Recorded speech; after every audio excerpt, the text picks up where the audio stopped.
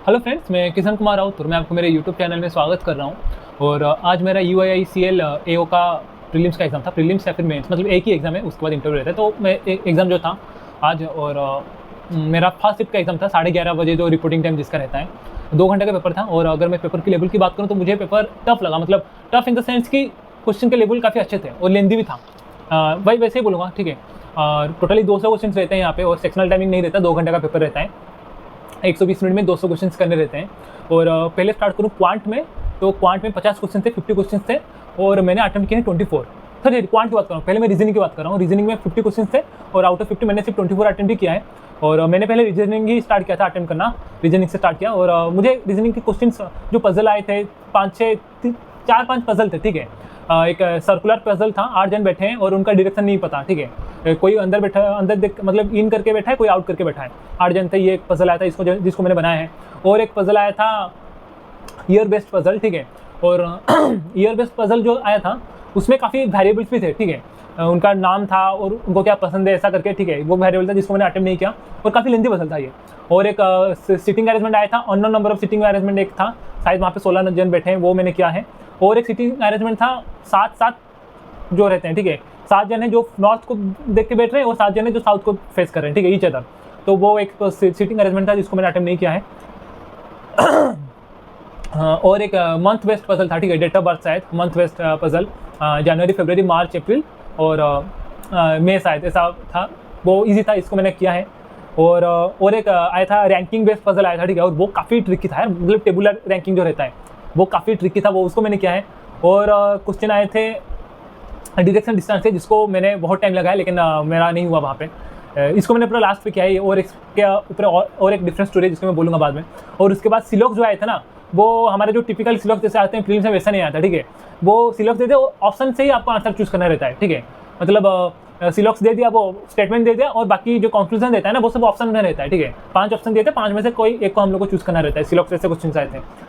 और उसके बाद अल्फा न्यूमेरिक सीरीज़ नहीं आया था, और कोडिंग डिकोडिंग भी नहीं था। हाँ, इनपुट आउटपुट का क्वेश्चन आया था जिसको मैंने नहीं किया। मुझे लगा काफ़ी लेंथी हो जाएगा, 5-6-7 मिनट लग जाएंगे शायद, मुझे ऐसा लगा, लेकिन मैंने उसको अटेम्प्ट नहीं किया। अगर शायद उसको मैं पकड़ता तो सही रहता मेरे लिए। तो ऐसे ऐसे करके मैंने 24 अटेम्प्ट किया, और इसको करने के लिए मुझे 40 मिनट लगे, ठीक है, 24 क्वेश्चन करने के लिए। उसके बाद 80 मिनट मेरे पास बचे थे, तो मैंने उसके बाद इंग्लिश को छुआ। और इंग्लिश भी काफ़ी लेंदी आया था यार, बहुत लेंदी क्वेश्चन थे इंग्लिश के। मतलब रीडिंग कॉम्प्रिहेंशन की बात करूँ ना, तो वो वहाँ पे जो क्वेश्चन भी आया था ना, काफ़ी मतलब घुमा के क्वेश्चन पूछा था, ऐसे डायरेक्ट क्वेश्चन बिल्कुल नहीं था रीडिंग कॉम्प्रिहेंशन में। और इंग्लिश मुझे करने के लिए मुझे 25 मिनट लगे, ठीक है। मैंने 40 क्वेश्चन अटेम्प्ट किए हैं इंग्लिश में। पैराजम्बल जो आया था, पैराजम्बल काफ़ी ईजी था। उसका मतलब सीक्वेंस मुझे याद नहीं आ रहा, ठीक है। मैं जहाँ पे लिखा था वो मतलब उसको देखा नहीं, शायद CDFABE करके शायद ऐसा कुछ था उसका सीक्वेंस पैराजम्बल का, लेकिन ईजी था, पैराजम्बल ईजी आया था। लेकिन जो क्वेश्चंस थे रीडिंग कॉम्प्रिहेंशन वो काफ़ी डिफिकल्ट आया था।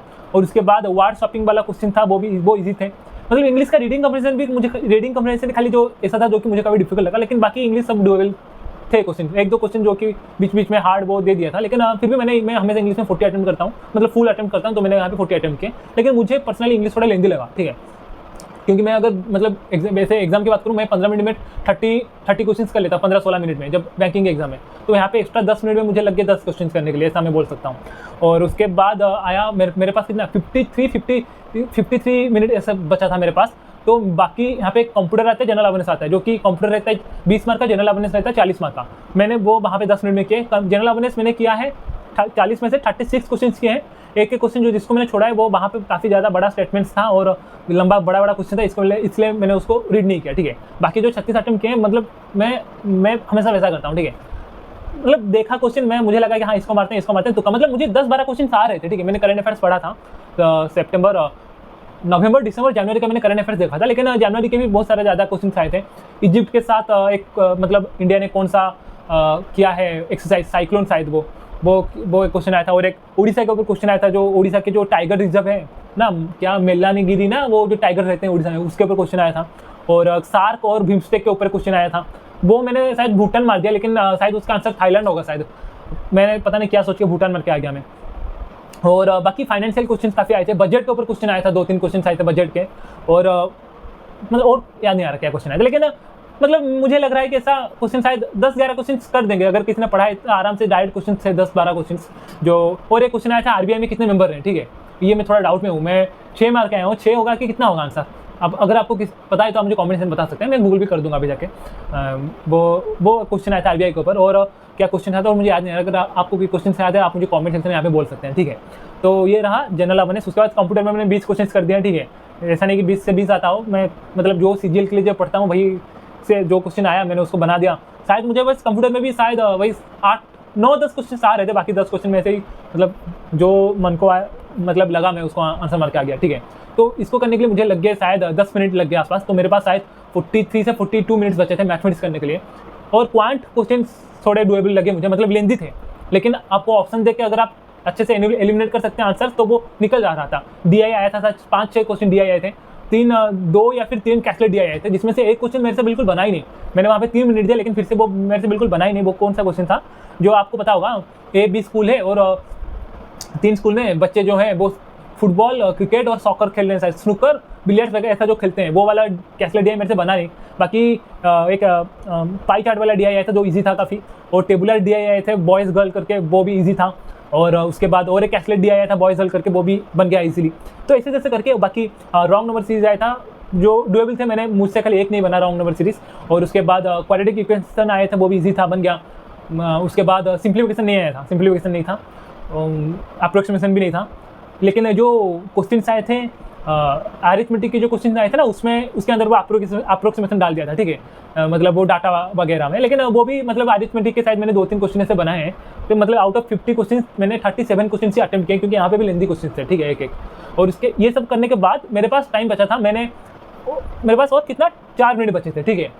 और बाकी 4 मिनट में मैं फिर से आ गया रीजनिंग में। मुझे लगा कि चलो एक पजल या फिर वो ड्यूरेशन डिस्टेंस वाला क्वेश्चन करूँगा। तो मैं जब कर रहा था ना, वहाँ पे शायद लाइट चला गया था और मैं स्क्रीन भी नहीं देख रहा था, मेरा स्क्रीन वहाँ पे फ्रीज हो गया था बिल्कुल, ठीक है।